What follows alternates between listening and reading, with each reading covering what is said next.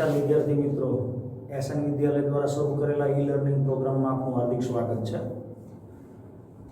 રાસાયણિક બંધન અને આણ્વિય રચના નામનું ચેપ્ટર આપણે શરૂ કર્યું અને ગયા વિડીયોની અંદર આપણે કોસેલ-લુઈસનો અભિગમ, જેમાં આપણે લુઈસ બિંદુ નિરૂપણની આપણે વાત કરી. આજનો જે વિડીયો છે એની અંદર આપણે સહસંયોજક બંધ વિશેની વાત કરવાના છીએ. તો પહેલા આપણે સહસંયોજક બંધ કોને કહેવાય એની વાત કરીએ.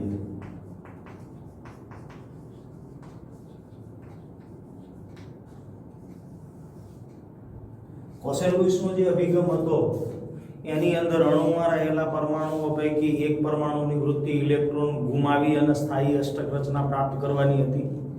બીજો પરમાણુ જેની વૃત્તિ ઇલેક્ટ્રોન સ્વીકારી અને સ્થાયી નિષ્ક્રિય વાયુ જેવી અષ્ટક રચના પ્રાપ્ત કરવાની હતી. અને એને પરિણામે ઇલેક્ટ્રોનની આપલે દ્વારા આવા બે આયનો વચ્ચે રાસાયણિક બંધની રચના થતી, જેને આપણે આયનીય બંધ અથવા તો વિદ્યુત સંયોજક બંધના નામથી ઓળખતા. પણ આપણે છેલ્લે એવી પણ રજૂઆત કરી હતી કે બધા જ સંયોજનોની અંદર આ પ્રમાણે ઇલેક્ટ્રોનની આપલે દ્વારા રાસાયણિક બંધ બનતો નથી. અણુની અંદર રહેલા પરમાણુઓમાં ઇલેક્ટ્રોનની આપલે ન થતી હોય, પણ જ્યાં ઇલેક્ટ્રોનની ભાગીદારી, ઇલેક્ટ્રોનનું શેરિંગ થઈ અને રાસાયણિક બંધની રચના થતી હોય તો એવા બંધને આપણે સહસંયોજક બંધના નામથી ઓળખીએ છીએ. તો લેગ્મ્યુર નામના વૈજ્ઞાનિકે ઈસવીસન 1919ની સાલમાં લુઈસની જે ધારણા હતી કે ભાઈ પરમાણુના સંયોજકતા ઇલેક્ટ્રોન જે છે એ સંયોજકતા ઇલેક્ટ્રોનની સમઘનના 8 ખૂણાઓ પૈકી 8 ખૂણાઓ ઉપર ગોઠવાયેલા હોય. દાખલા તરીકે સોડિયમ, તો એનો બાહ્યતમ કોષનો જે ઇલેક્ટ્રોન છે એ સમઘનના 8 ખૂણાઓ પૈકી એક ખૂણાઓ ઉપર હતો. નિયોનના સંયોજકતા કક્ષામાં રહેલા 8 ઇલેક્ટ્રોનની સમઘનના 8 ખૂણાઓ ઉપર હતા. તો લેગ્મુરે લુઈસની જે ધારણા હતી, ધારણાની અંદર સુધારો કર્યો અને અષ્ટકની સ્થાયી સમઘનીય રચના જે હતી એને ફગાવી દીધી અને એના બદલે એને સહસંયોજક નામનો શબ્દ દાખલ કર્યો. એણે એવું કીધું કે પરમાણુ એની સંયોજકતા કક્ષાની અંદર સ્થાયી અષ્ટક રચના પ્રાપ્ત કરવા માટે ઇલેક્ટ્રોનની ભાગીદારી કરે અને સંયોજકતા કક્ષામાં સ્થાયી અષ્ટક રચના પ્રાપ્ત કરે. તો લેગ્મુરે આ લુઈસની જે ધારણા હતી, ધારણાની અંદર સુધારો કરી અને અષ્ટકની સ્થાયી જે સમઘનીય રચનાની હતી એ સમઘનીય રચનાને ભગાવી અને એના બદલે સહસંયોજક બંધ અથવા સહસંયોજક નામનો શબ્દ દાખલ કર્યો. હવે સહસંયોજક એટલે શું? તો એને આપણે Cl2 નામના અણુની રચનાના ઉદાહરણ દ્વારા સમજીએ. દાખલા તરીકે Cl2 નામનો અણુ છે. તો આ Cl2 નામના અણુની અંદર 2 ક્લોરીનના પરમાણુઓ છે. ક્લોરીનનો પરમાણુ એની સંયોજકતા કક્ષાની અંદર 7 ઇલેક્ટ્રોન રહેલા છે, જેની ઇલેક્ટ્રોન રચના 2 8 7 છે. આની પણ ઇલેક્ટ્રોન રચના 2 8 7 છે.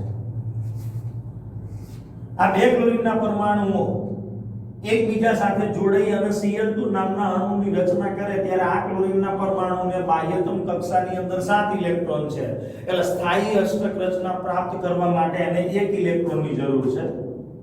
એ જ રીતે આ ક્લોરીનના પરમાણુને પણ સ્થાયી અષ્ટક રચના પ્રાપ્ત કરવા માટે 1 ઇલેક્ટ્રોનની જરૂર છે.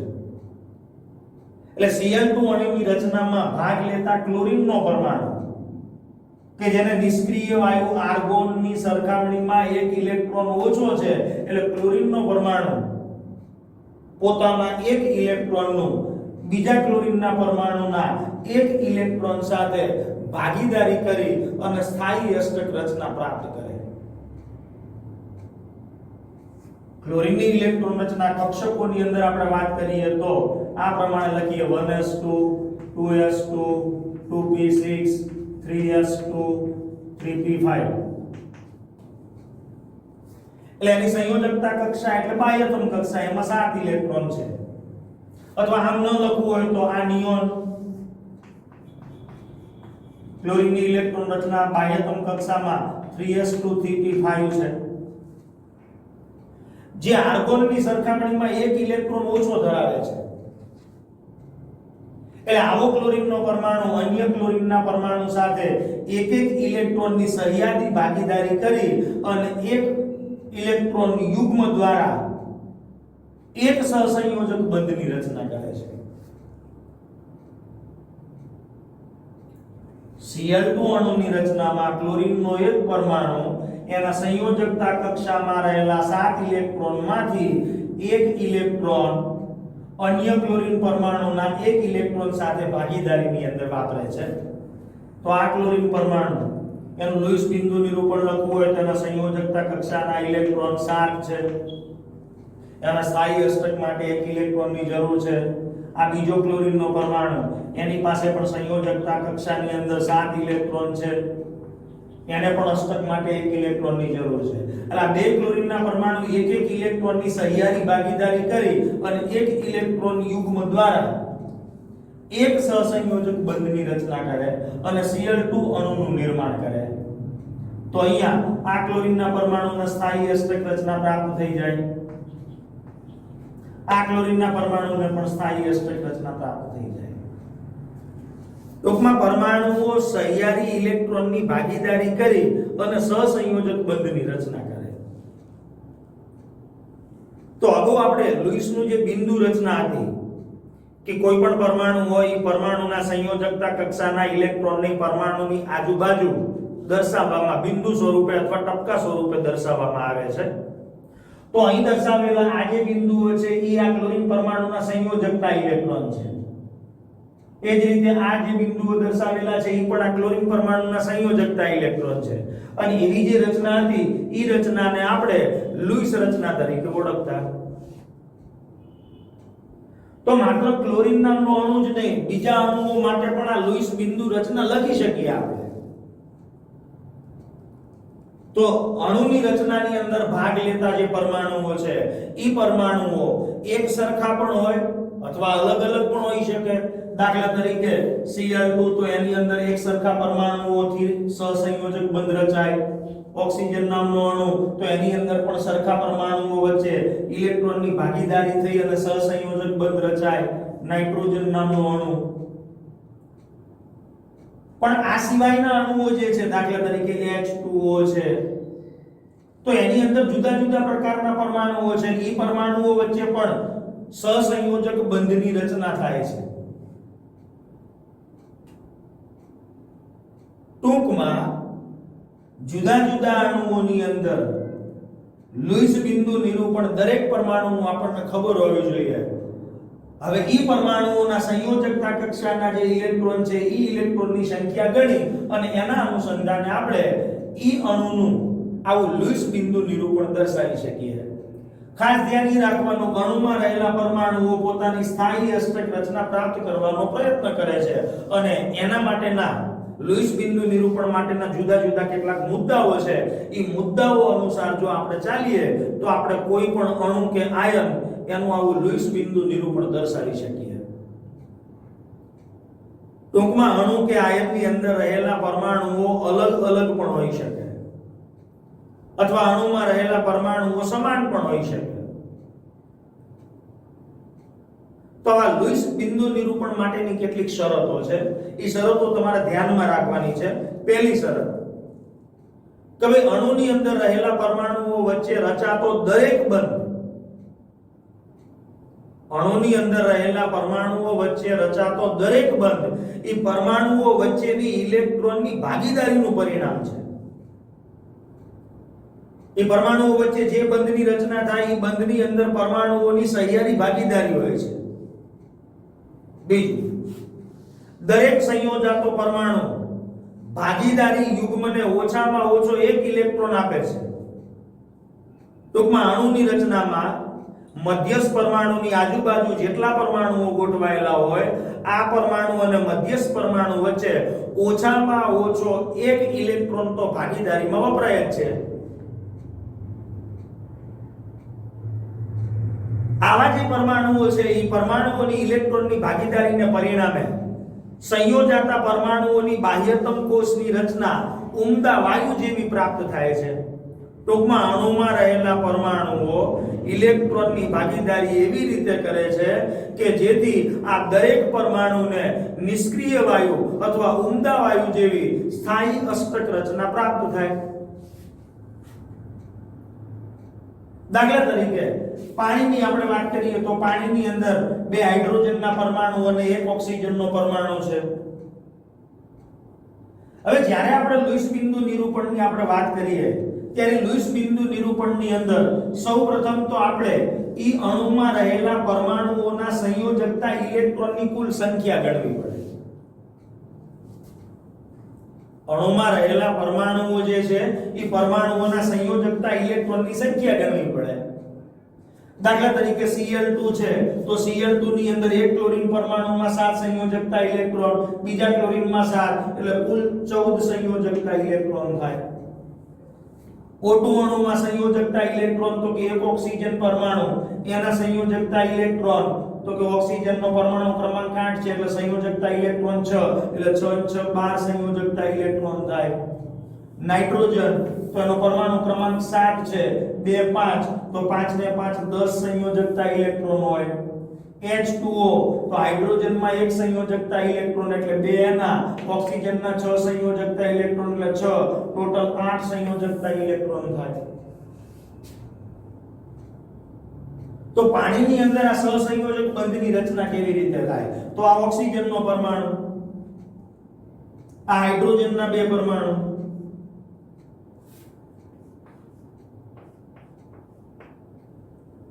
તો કુલ સંયોજકતા ઇલેક્ટ્રોનની સંખ્યા કેટલી છે? તો કે 8.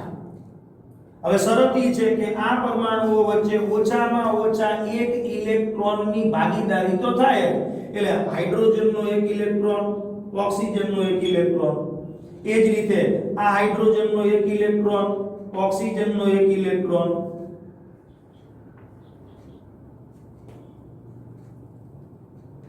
તો બંધની અંદર વપરાતા ઇલેક્ટ્રોનની સંખ્યા એટલે બોન્ડિંગ પેરમાં વપરાતા ઇલેક્ટ્રોનની સંખ્યા કેટલી છે? તો કે કુલ ઇલેક્ટ્રોનની સંખ્યા 8. કુલ સંયોજકતા ઇલેક્ટ્રોનની સંખ્યા 8. બોન્ડિંગ પેરમાં વપરાતા ઇલેક્ટ્રોનની સંખ્યા તો બોન્ડિંગ પેરમાં વપરાતા ઇલેક્ટ્રોનની સંખ્યા 4 છે. તો બાકીના જે ઇલેક્ટ્રોન રહ્યા એ લોન પેરના ઇલેક્ટ્રોન હશે તો લોન પેરના ઇલેક્ટ્રોનની સંખ્યા એટલે કુલ સંયોજકતા ઇલેક્ટ્રોનમાંથી બોન્ડિંગ પેરના ઇલેક્ટ્રોન બાદ કરીએ એટલે 4 ઇલેક્ટ્રોન હોય. તો ઈ જે 4 ઇલેક્ટ્રોન છે ઈ 4 ઇલેક્ટ્રોનને આપણે આ જે પરમાણુઓ છે ઓક્સિજન પરમાણુ, હાઇડ્રોજન પરમાણુને તો હિલિયમ જેવી નિષ્ક્રિય વાયુ રચના પ્રાપ્ત થઈ ગઈ. આ 4 પરમાણુ આપણે આ ઓક્સિજનની ઉપર મૂકી દઈએ તો અહીંયા દરેકને અષ્ટક રચના પ્રાપ્ત થઈ જાય. ઓક્સિજન પરમાણુ 4 આ લોન પેરના ઇલેક્ટ્રોન, 2 બંધ બોન્ડિંગ પેરના ઇલેક્ટ્રોન યુગ્મ એટલે ટોટલ 8 ઇલેક્ટ્રોન થઈ ગયા. તો ઓક્સિજન પરમાણુની બાહ્યતમ કક્ષામાં સ્થાયી અષ્ટક રચના પ્રાપ્ત થઈ ગયું. હાઇડ્રોજનને હિલિયમ જેવી દ્વિસમૃત રચના પ્રાપ્ત થઈ ગઈ. તો ઇલેક્ટ્રોનની ભાગીદારીને પરિણામે સંયોજકતા પરમાણુઓ એ પોતાના બાહ્યતમ કોષની અંદર ઉમદા વાયુ જેવી ઇલેક્ટ્રોન રચના પ્રાપ્ત કરે છે. દાખલા તરીકે CCl4 નું આપણે ઉદાહરણ લઈ લઈએ તો ક્લોરીન ઇલેક્ટ્રોન રચના 2 4 કાર્બન ક્લોરીન 17 2 8 7 તો સંયોજકતા ઇલેક્ટ્રોનની કુલ સંખ્યા 4 એટલે એક કાર્બનની 4 અને 4 ક્લોરીન છે એટલે 7 ચોક ને 28 એટલે કુલ સંયોજકતા ઇલેક્ટ્રોન 32 થશે. તો ઈ 32 ઇલેક્ટ્રોનને આપણે આ CCl4 અણુની રચનાની અંદર લુઈસ બિંદુ સ્વરૂપે દર્શાવવાના છે. તો કાર્બન પરમાણુ જે મધ્યમાં એની આજુબાજુ 4 ક્લોરીનના પરમાણુ, દરેક પરમાણુ સાથે મધ્યસ્થ પરમાણુ સાથે ઓછામાં ઓછા એક બંધની રચના તો થાય જ એટલે એક ઇલેક્ટ્રોનની ભાગીદારી થશે.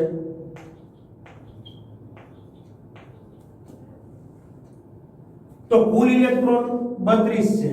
હવે બોન્ડિંગ પેરમાં વપરાતા ઇલેક્ટ્રોનની સંખ્યા ઈ કેટલી? તો કે 4 દુ 8 ઇલેક્ટ્રોન છે. તો લોન પેરની અંદર બાકી રહેતા ઇલેક્ટ્રોનની સંખ્યા કેટલી? તો કે 32 - 8 એટલે 24 ઇલેક્ટ્રોન રહેશે. તો 24 ઇલેક્ટ્રોન ને આપણે ગોઠવવાના છે અને ઈ એવી રીતે આ પરમાણુઓ ઉપર ગોઠવવાના કે જેથી અમને સ્થાયી અષ્ટક રચના પ્રાપ્ત થઈ જાય. તો 6 ઇલેક્ટ્રોનનું આ ક્લોરીન પરમાણુ ઉપર ગોઠવું, 6 ઇલેક્ટ્રોનનું આ ક્લોરીન પરમાણુ ઉપર ગોઠવું, 12 થયા. 6 ઇલેક્ટ્રોનનું આ ક્લોરીન પરમાણુ ઉપર ગોઠવું, એના સ્થાયી અષ્ટક થઈ જાય અને 6 ઇલેક્ટ્રોનનું આ ક્લોરીન પરમાણુ ઉપર ગોઠવું. એટલે આ ક્લોરીનના અષ્ટક પૂરા, આ ક્લોરીન એની પણ અષ્ટક રચના પૂર્ણ, આ ક્લોરીન એની અષ્ટક રચના પણ પૂર્ણ, આ ક્લોરીન એની અષ્ટક રચના પણ પૂર્ણ અને કાર્બન પરમાણુ એનું પણ અષ્ટક પૂર્ણ થઈ જાય. તો જુદા જુદા પરમાણુઓથી બનેલા આવા અણુની રચના આપણે આ પ્રમાણે સમજાવી શકીએ. પણ એક જ પ્રકારના પરમાણુઓ હોય, દાખલા તરીકે Cl2 છે, O2 છે, N2 છે, H2 છે, તો ક્લોરીનના પરમાણુની આપણે તો વાત કરી કે એની અંદર લુઈસ બિંદુ નિરૂપણ દર્શાવી એક ઇલેક્ટ્રોનની ભાગીદારી કરે એટલે ક્લોરીનના પરમાણુઓ વચ્ચે એક સહસંયોજક બંધની રચના થાય. જરૂરી નથી કે અણુની અંદર રહેલા પરમાણુઓ વચ્ચે એક જ બંધ હોય, એક કરતા વધારે બંધ પણ હોઈ શકે. ટૂંકમાં ધ્યાન રાખવાનું, અણુમાં રહેલા પરમાણુઓ ઇલેક્ટ્રોનની ભાગીદારી એવી રીતે કરે કે જેથી અમને સ્થાયી અષ્ટક રચના નિષ્ક્રિય વાયુ જેવી પ્રાપ્ત થાય. તો ઘણા અણુઓ આપણને એવા પણ જોવા મળશે કે એની અંદર પરમાણુઓ વચ્ચે એક કરતા વધારે બંધ હોય, એટલે કે બહુબંધ જોવા મળે. જ્યારે બે પરમાણુઓ વચ્ચે એક ઇલેક્ટ્રોનની ભાગીદારી કરી અને એક ઇલેક્ટ્રોન યુગ્મ રચાય તો એને એક સહસંયોજક બંધ તરીકે ઓળખવામાં આવે. દાખલા તરીકે H2, Cl2, Br2 આ બધાની અંદર સ્થાયી અષ્ટક રચના પ્રાપ્ત કરવા માટે થઈને એક ઇલેક્ટ્રોનની ભાગીદારી થાય. આ હાઇડ્રોજનનો પરમાણુ એક ઇલેક્ટ્રોનની ભાગીદારી થાય એટલે આને હિલિયમ જેવી દ્વિસમૃદ્ધ રચના પ્રાપ્ત થાય. તો હાઇડ્રોજન સિવાયના જે પરમાણુઓ છે એ નિષ્ક્રિય વાયુની જેમ સ્થાયી અષ્ટક રચના પ્રાપ્ત કરવાનો પ્રયત્ન કરે. ક્લોરીનની આપણે વાત કરી છે. બ્રોમિન, તો બ્રોમિનની પણ બાહ્યતમ કક્ષાની અંદર અથવા સંયોજકતા કક્ષામાં 7 ઇલેક્ટ્રોન હોય, કારણ કે એ પણ 17મા સમૂહનું જ સભ્ય છે. તો એની જે રચના છે એ પણ આ Cl2 અણુ જેવી જ છે.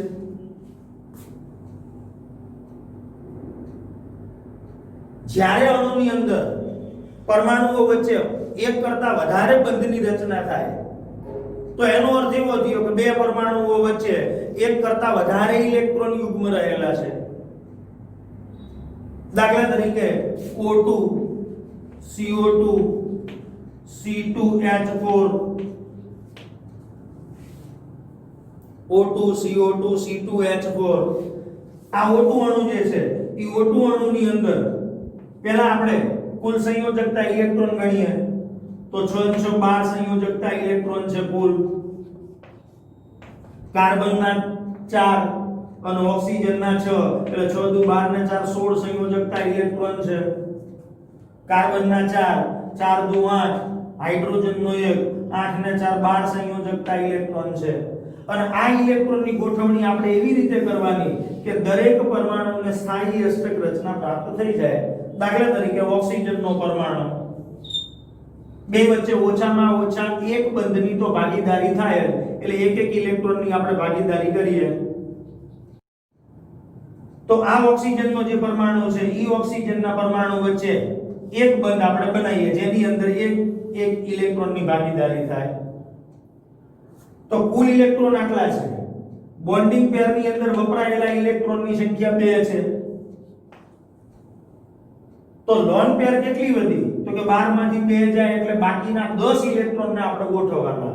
તો 10 ઇલેક્ટ્રોનને આપણે કેવી રીતે ગોઠવીએ તો કે પહેલા આપણે આનું સ્થાયી અષ્ટક પ્રાપ્ત કરીએ કે 6 અહીંયા મૂકી દઈએ અને બાકીનો ઓક્સિજન પરમાણુ એની ઉપર 4 ઇલેક્ટ્રોન મૂકી દઈએ.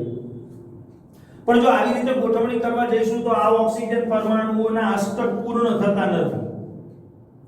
આ ઓક્સિજન પરમાણુનું અષ્ટક પૂર્ણ થઈ જાય પણ આ ઓક્સિજન પરમાણુને તો 4 ને 2 6 ઇલેક્ટ્રોન થાય.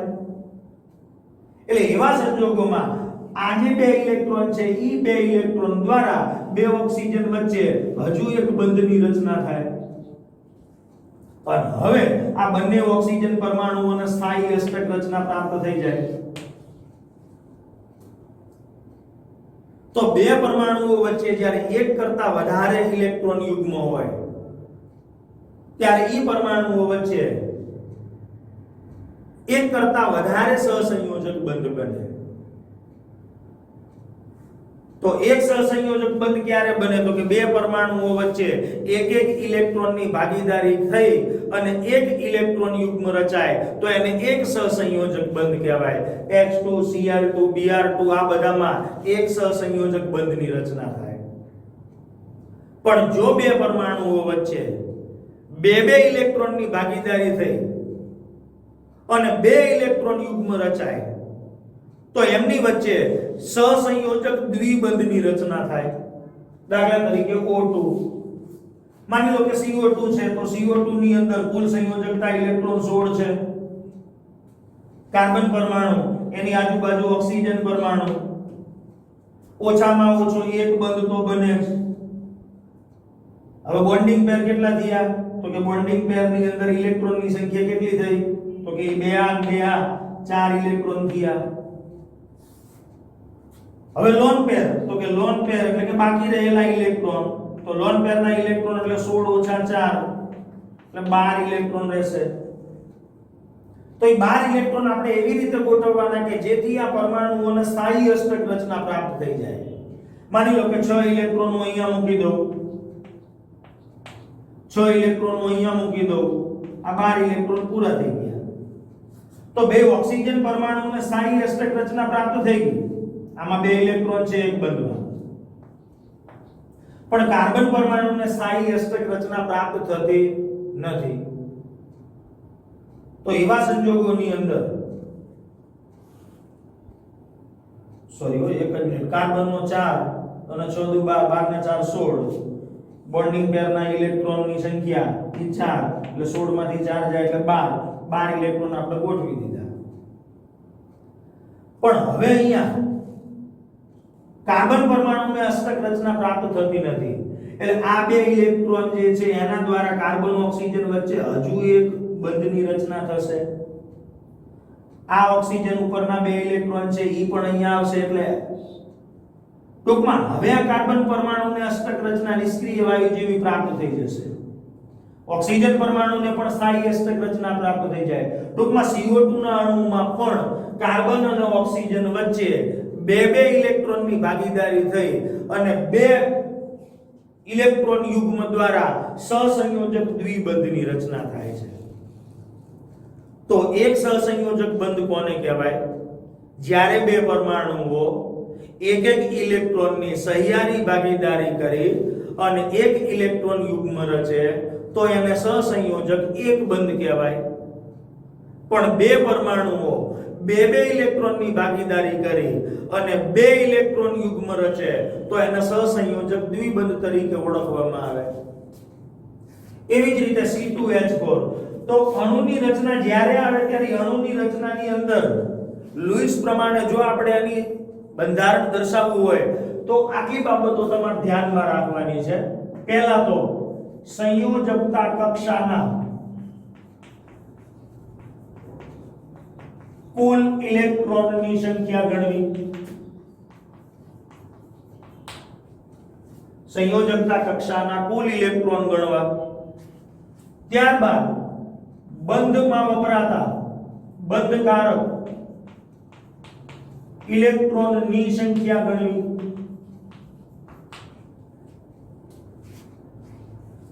અબંધકારક ઇલેક્ટ્રોન એની સંખ્યા એ કેવી રીતે ગણવી તો કે કુલ ઇલેક્ટ્રોનમાંથી બંધકારક ઇલેક્ટ્રોનની સંખ્યા બાદ કરવી. તો અહીંયા જે અબંધકારક ઇલેક્ટ્રોનની જે સંખ્યા હશે એ અબંધકારક ઇલેક્ટ્રોનની સંખ્યા કાં તો લોન પેર તરીકે રહેશે અને કાં તો દ્વિબંધ કે ત્રિબંધની અંદર વપરાશે.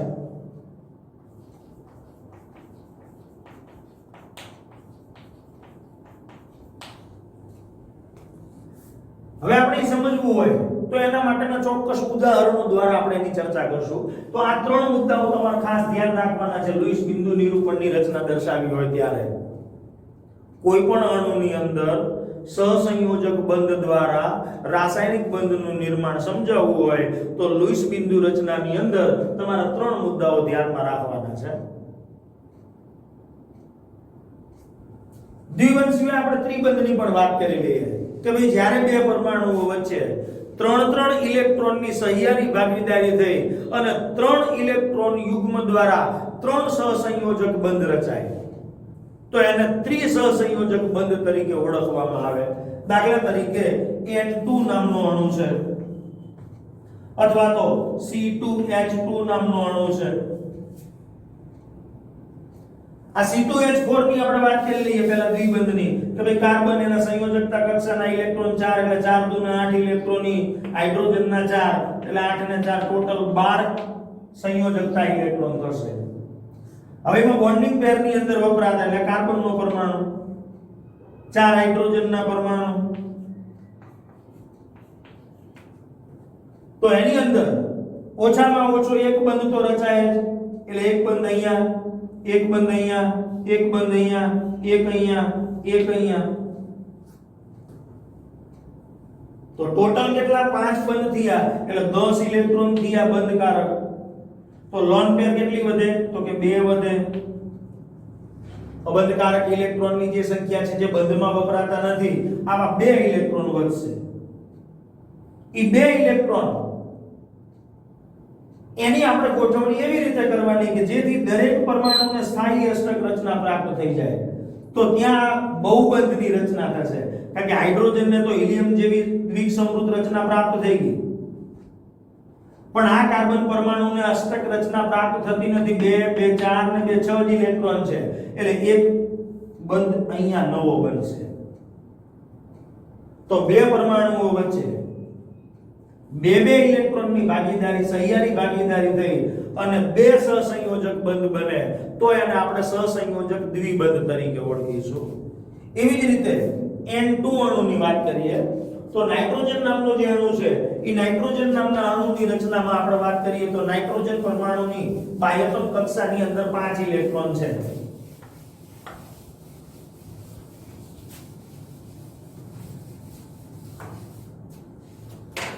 N2 નામનો અણુ તો નાઇટ્રોજનની બાહ્યતમ કક્ષામાં 5 ઇલેક્ટ્રોન એટલે 5 દુ 10 ઇલેક્ટ્રોન કુલ. બે પરમાણુઓ વચ્ચે ઓછામાં ઓછો એક બંધ તો બનાવવો જ એટલે બોન્ડિંગ પેરના ઇલેક્ટ્રોન એની સંખ્યા આવશે 2. તો બાકી રહેલા એટલે લોન પેર સ્વરૂપે અબંધકારક ઇલેક્ટ્રોનની સંખ્યા તો અબંધકારક ઇલેક્ટ્રોનની સંખ્યા આવશે 8. તો આ નાઇટ્રોજન બે વચ્ચે ઓછામાં ઓછો એક બંધ તો બને જ. કુલ 10 ઇલેક્ટ્રોન છે એમાંથી 2 ઇલેક્ટ્રોન બંધ બનાવવામાં વપરાઈ ગયા. બાકીના 8 ઇલેક્ટ્રોન છે તો એ 8 ઇલેક્ટ્રોનની આપણે ગોઠવણી કરીએ તો 4 ઇલેક્ટ્રોન આની પાસે મૂકી દઈએ અથવા 6 ઇલેક્ટ્રોન આની પાસે મૂકી દઈએ એટલે આનું અષ્ટક પૂર્ણ થઈ જાય. આની પાસે 2 ઇલેક્ટ્રોન રહેશે પણ આ નાઇટ્રોજન પરમાણુનું અષ્ટક પૂર્ણ થશે નહીં એટલે અહીં રહેલા આ ઇલેક્ટ્રોન ફરી પાછો એક બંધ બનાવવામાં વપરાશે છતાં હજુ આ નાઇટ્રોજનનું અષ્ટક પૂર્ણ થશે નહીં એટલે ફરી પાછા 2 ઇલેક્ટ્રોન અહીંયા બંધ બનાવવામાં વપરાશે એટલે હવે આ બે નાઇટ્રોજન પરમાણુનું અષ્ટક પૂર્ણ થઈ જાય. 3 બંધના 6 ઇલેક્ટ્રોન ના એક લોન પેરા 6 2 8 આ નાઇટ્રોજનને પણ અષ્ટક પૂર્ણ થઈ જશે. તો લુઈસ બિંદુ રચના ઈ અણુ અને આયનોની અંદર બંધન, તેમની ભાગીદારી કરેલા ઇલેક્ટ્રોન યુગ્મ અને અષ્ટકના નિયમના સંદર્ભની અંદર સમજાવે છે. જો કે આ બાબત અણુનું બંધન અને એની વર્તણૂક સંપૂર્ણ રીતે સમજાવી શકતી નથી પણ મોટે ભાગે અણુની રચના અને એના ગુણધર્મને સમજાવવામાં મદદરૂપ બને. તો લુઈસ બિંદુ નિરૂપણ કરતી વખતે કેટલીક બાબતો તમારે ધ્યાનમાં રાખવાની છે. કઈ બાબતો હું અહીંયા કહું છું તમને યાદ રાખજો.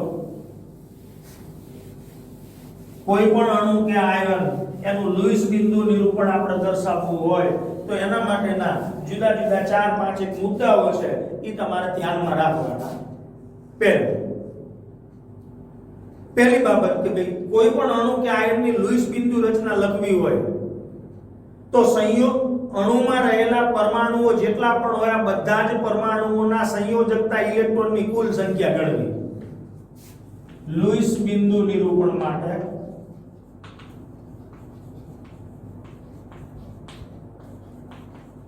પહેલો મુદ્દો, અણુમાં રહેલા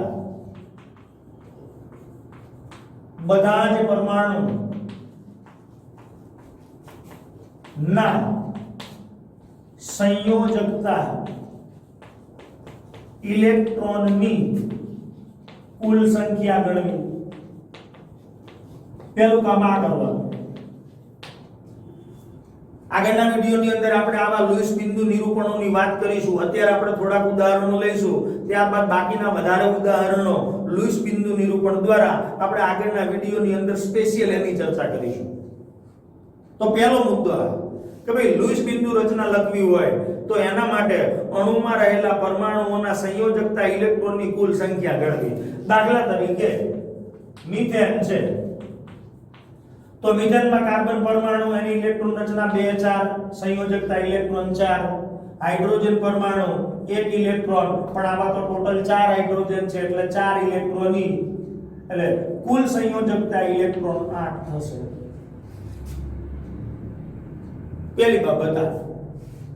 બીજું, ગમે તે હોય, દાખલા તરીકે HNO3 હોય તો હાઇડ્રોજન સંયોજકતા ઇલેક્ટ્રોન 1, નાઇટ્રોજન સંયોજકતા ઇલેક્ટ્રોન 5, ઓક્સિજન સંયોજકતા ઇલેક્ટ્રોન 6, પણ 6 તરીને 18 એટલે 18 19 ને 5 કુલ સંયોજકતા ઇલેક્ટ્રોન 24 થશે. પહેલું કામ આ કરો.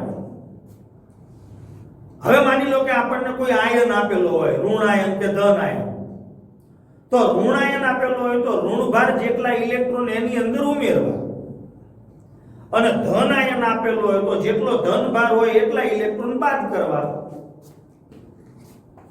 ઋણ આયનમાં ઋણ ભાર જેટલા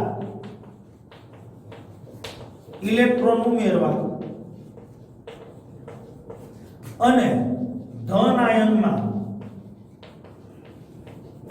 ધન ભાર જેટલા ઇલેક્ટ્રોન બાદ કરવા.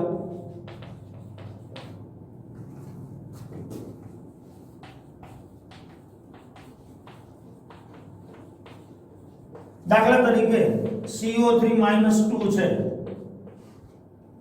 તો આની અંદર મારે કુલ સંયોજકતા ઇલેક્ટ્રોન ગણવા હોય તો કાર્બન 2 અને 4 એટલે સંયોજકતા ઇલેક્ટ્રોન 4, ઓક્સિજન 2 અને 6 સંયોજકતા ઇલેક્ટ્રોન 6, પણ આમાં 3 ઓક્સિજન છે એટલે ગુણ્યા 3 18 એટલે 18 ઇલેક્ટ્રોન ઓક્સિજનના, 4 ઇલેક્ટ્રોન કાર્બનના, 22 અને વત્તા 2 ઇલેક્ટ્રોન એટલે -4 છે એટલે કુલ સંયોજકતા ઇલેક્ટ્રોન 24 થશે.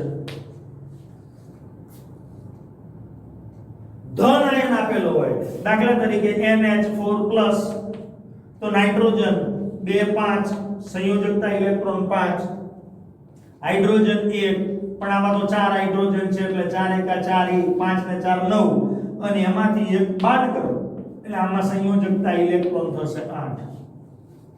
તો પહેલું કામ આ કરવાનું લુઈસ બિંદુ નિરૂપણમાં કે કુલ સંયોજકતા ઇલેક્ટ્રોનની સંખ્યા અણુની અંદર કેટલી હોય એ આપણે ગણી નાખવાની.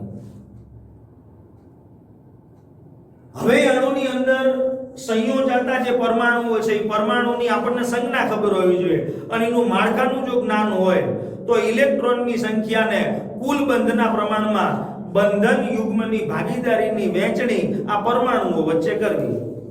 ટૂંકમાં અણુમાં રહેલા જે પરમાણુઓ છે એ પરમાણુઓ વચ્ચે ઓછામાં ઓછો એક બંધ તો બનવો જોઈએ. એટલે પહેલું કામ આ કરવાનું. હવે બંધકારક ઇલેક્ટ્રોનની સંખ્યા ગણવાની. તો બંધકારક ઇલેક્ટ્રોનની સંખ્યા કેવી રીતે ગણવી? તો કે ઓછામાં ઓછો એક બંધ તો બનવો જોઈએ. દાખલા તરીકે CO3 છે તો કાર્બન પરમાણુની આજુબાજુ 3 ઓક્સિજન પરમાણુ છે તો 3 પરમાણુ એટલે અહીંયા 3 બંધકારક ઇલેક્ટ્રોન યુગ્મ હશે. હા, ઇલેક્ટ્રોનની સંખ્યા કે બંધકારક તો 6 ઇલેક્ટ્રોન થાય. તો બીજું કામ આ કરવાનું. પહેલા આપણે સંયોજકતા ઇલેક્ટ્રોનની કુલ સંખ્યા ગણવાની, પછી બોન્ડિંગ પેરના ઇલેક્ટ્રોનની સંખ્યા ગણવાની. ઈ કેટલા આવે? તો કે 3 2 2 4 ને 2 6. તો બોન્ડિંગ પેરના ઇલેક્ટ્રોનની સંખ્યા 6 થશે.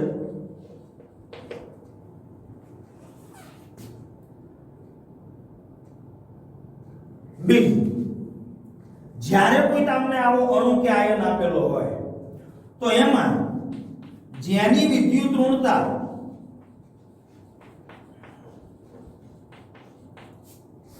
જે પરમાણુની વિદ્યુત ઋણતા ઓછી હોય, જેની વિદ્યુત ઋણતા ઓછી હોય આવો પરમાણુ એના કેન્દ્રમાં હોય.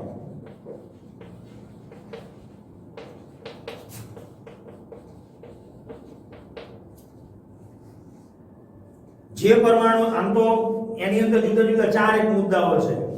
પહેલો મુદ્દો કે જે પરમાણુની સંખ્યા ઓછી હોય આવો પરમાણુ કેન્દ્રમાં ગોઠવવો લુઈસ બિંદુ નિરૂપણ કરતી વખતે, અથવા જેની વિદ્યુત ઈ ન હોય તો પછી જેની વિદ્યુત ઋણતા ઓછી હોય એવો પરમાણુ કેન્દ્રમાં ગોઠવો, અથવા જે પરમાણુનું કદ મોટું હોય એવો પરમાણુ કેન્દ્રમાં ગોઠવવો, અથવા તો જે પરમાણુનો પરમાણુ ક્રમાંક વધારે હોય આવો પરમાણુ કેન્દ્રની અંદર ગોઠવવો. પણ આપણી બુકની અંદર આ વાક્ય લખેલું છે કે ભાઈ જે પરમાણુની વિદ્યુત ઋણતા ઓછી હોય એવો પરમાણુ લુઈસ બિંદુ નિરૂપણની રચનાની અંદર કેન્દ્રની અંદર ગોઠવવો. હા, ઈ પણ સાથે સાથે ધ્યાન રાખજો, હાઇડ્રોજન અને ફ્લોરિન પરમાણુઓ ક્યારે કેન્દ્રમાં હોય નહીં.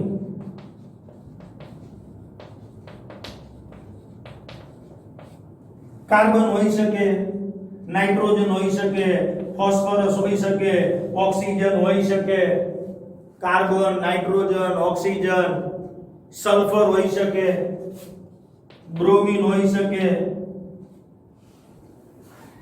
આ બધા પરમાણુ મધ્યમાં હોઈ શકે, પણ હાઇડ્રોજન અને ફ્લોરિનનો પરમાણુ ક્યારે કેન્દ્રમાં ન હોય. ટૂંકમાં જે પરમાણુ અણુમાં રહેલો જે પરમાણુ ઓછો વિદ્યુત ઋણ હોય એને કેન્દ્રમાં ગોઠવવો, જ્યારે બાકીના પરમાણુઓને ઈ કેન્દ્રમાં રહેલા પરમાણુની આજુબાજુ ગોઠવવા, અને ઈ પરમાણુઓ અને મધ્યસ્થ પરમાણુ વચ્ચે ઓછામાં ઓછો એક સહસંયોજક બંધની તો રચના કરવી છે. પહેલા એક બંધની રચના કરવી,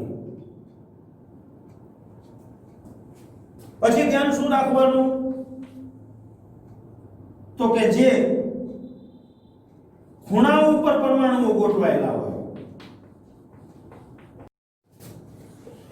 એમનું અષ્ટક પૂર્ણ થાય એ પૂર્ણ કરવું.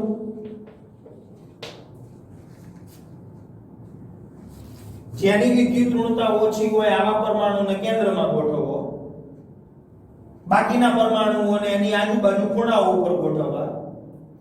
હવે ખૂણાઓ ઉપર ગોઠવાયેલા પરમાણુઓનું અષ્ટક પૂર્ણ કરવું.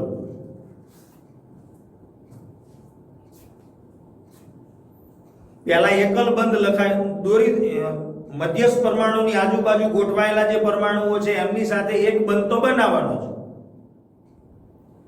પછી બાકી રહેલા ઇલેક્ટ્રોન દ્વારા તમારે મધ્યસ્થ પરમાણુની આજુબાજુ જે પરમાણુઓ ગોઠવેલા છે એમનું અષ્ટક પૂર્ણ થાય એવી પ્રયત્ન કરવાનો. મધ્યસ્થ પરમાણુ જે છે એનું અષ્ટક પૂર્ણ ન થતું હોય તો બહુબંધની રચના કરવી. એટલું ધ્યાનમાં રાખજો કે મધ્યસ્થ પરમાણુ એ અષ્ટકના નિયમનું પાલન કરતો નથી.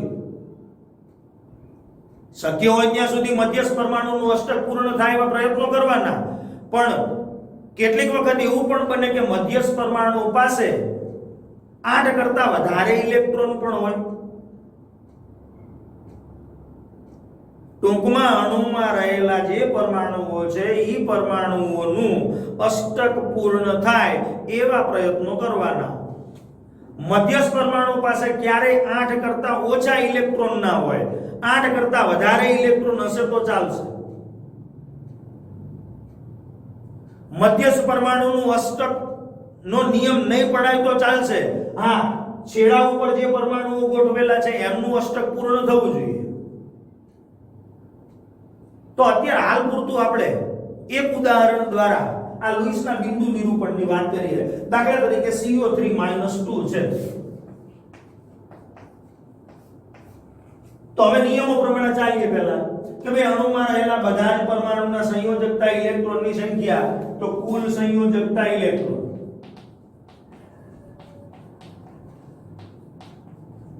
કાર્બન 2 4 એટલે 4 કાર્બનના, ઓક્સિજન 2 6 ઓક્સિજનના પણ 3 ઓક્સિજન એટલે 6 તરી 18 -2 વીજભાર એટલે માઈનસ હોય તો ઉમેરવાના એટલે 2 એટલે કુલ 24 ઇલેક્ટ્રોન થશે.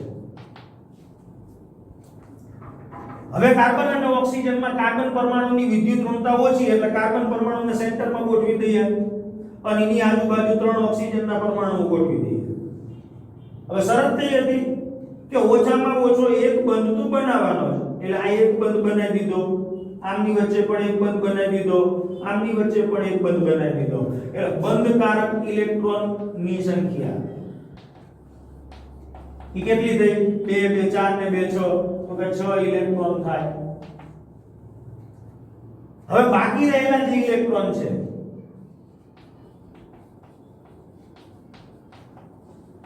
જેને આપણે લોન પેરના ઇલેક્ટ્રોન તરીકે ઓળખીશું. આ લોન પેર ઇલેક્ટ્રોનની સંખ્યા કેવી રીતે ગણવી તો કે કુલ સંયોજકતા ઇલેક્ટ્રોનમાંથી આ બંધકારક ઇલેક્ટ્રોનની સંખ્યાને આપણે બાદ કરીએ એટલે લોન પેરના ઇલેક્ટ્રોન આવશે 18 ઇલેક્ટ્રોન થશે. હવે 18 ઇલેક્ટ્રોનને આપણે આ ની રચનાની અંદર એવી રીતે ગોઠવવાના કે જેથી સ્થાયી અષ્ટક રચના પ્રાપ્ત થઈ જવું જોઈએ. તો પહેલા આપણે ખૂણા ઉપર જે પરમાણુઓ ગોઠવેલા છે મધ્યસ્થ પરમાણુની આજુબાજુ એનું અષ્ટક પૂર્ણ કરીએ આ ઇલેક્ટ્રોનની ગોઠવણી કરીને તો 18 છે આને 2 છે ઇલેક્ટ્રોન બંધમાં એટલે 6 ની જરૂર છે તો 6 ઇલેક્ટ્રોન આપણે અહીંયા ગોઠવી દઈએ એટલે આનું અષ્ટક પૂરું થઈ જાય. આની પાસે તો કે એની આજુબાજુ પણ આપણે 6 ઇલેક્ટ્રોન ગોઠવી દઈએ એનું અષ્ટક પૂર્ણ થઈ જાય. 6 6 12 થયા. આ ઓક્સિજન પરમાણુ એની આજુબાજુ પણ આપણે 6 ઇલેક્ટ્રોન ગોઠવી દઈએ એનું અષ્ટક પણ પૂર્ણ થઈ જાય. પણ અહીંયા મધ્યસ્થ પરમાણુ કાર્બનનું અષ્ટક પૂર્ણ થતું નથી. તો મધ્યસ્થ પરમાણુ પાસે તો 8 કરતા ઓછા ઇલેક્ટ્રોન ચાલે જ નહીં. એની પાસે અષ્ટક અથવા 8 કરતા વધારે ઇલેક્ટ્રોન હોવા જોઈએ. અષ્ટક નહીં પડાય તો ચાલશે પણ અષ્ટક કરતા ઓછા ઇલેક્ટ્રોન તો ના જ હોવા જોઈએ. તો હવે શું થશે કે આ ઓક્સિજન ગમે તે એક ઓક્સિજન આ ઓક્સિજનના બે પરમાણુ કાર્બન ઓક્સિજન વચ્ચે બહુબંધમાં વપરાઈ જશે. એટલે આ ઓક્સિજનને તો કઈ ફેર પડવાનો નથી, એને તો અષ્ટક પૂર્ણ જ છે પણ કાર્બનનું અષ્ટક પૂર્ણ થઈ જશે. 4 ઇલેક્ટ્રોન આ 2 6 2 8 ઇલેક્ટ્રોન. તો આની રચના થશે.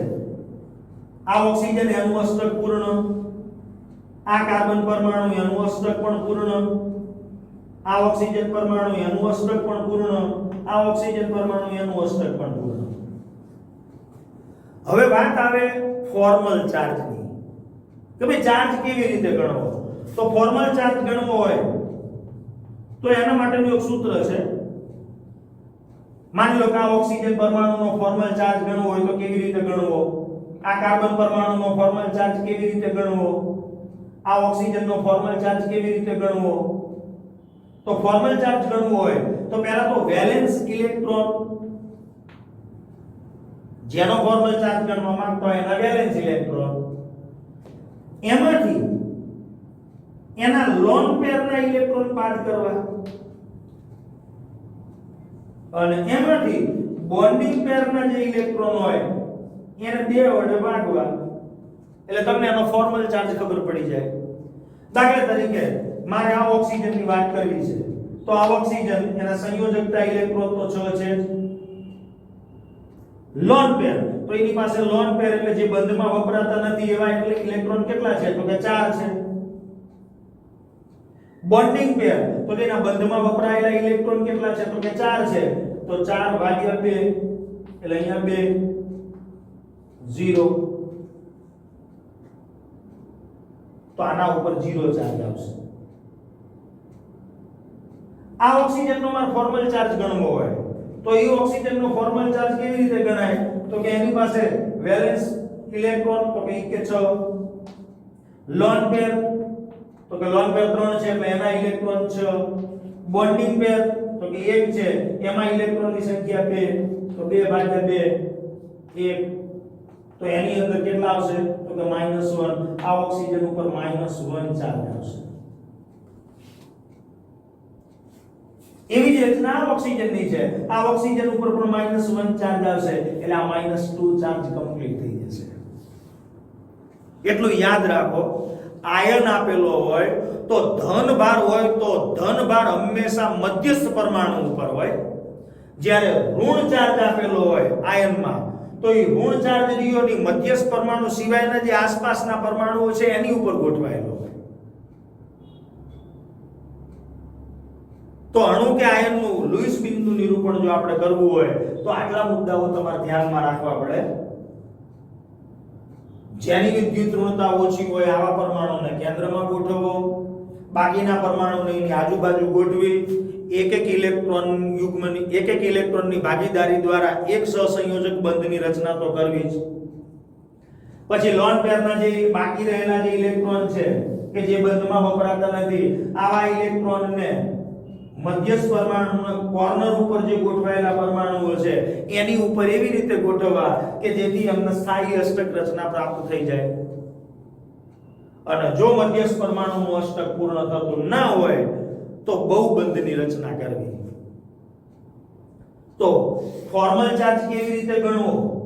તો એનું પણ આ સૂત્ર છે કે ભાઈ જે તે પરમાણુ અથવા પરમાણુનો ફોર્મલ ચાર્જ ગણવો હોય તો એના સંયોજકતા ઇલેક્ટ્રોન, એમાંથી એની પાસે લોન પેર એટલે કે જે બંધમાં વપરાતા નથી એવા ઇલેક્ટ્રોનની સંખ્યા માઈનસ બોન્ડિંગ પેરમાં વપરાતા ઇલેક્ટ્રોનની સંખ્યા ભાગ્યા 2 તમને જે તે પરમાણુનો ઉપરનો ફોર્મલ ચાર્જ મળી જાય.